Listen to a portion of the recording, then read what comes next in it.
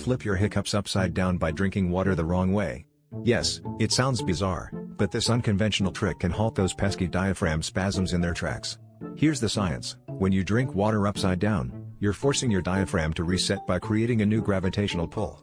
This unexpected shift in gravity tricks your body's natural rhythm, interrupting the involuntary contractions that cause hiccups. Imagine this as a gentle nudge to your internal system, a reset button that's just a sip away. Next time you're plagued by persistent hiccups, grab a glass, bend over, and sip from the far side of the rim. This quirky life hack not only offers immediate relief but also gives you a fun party trick to share. Who knew that gravity could be your secret weapon against hiccups? Try it out and feel the instant magic of this gravity-defying solution.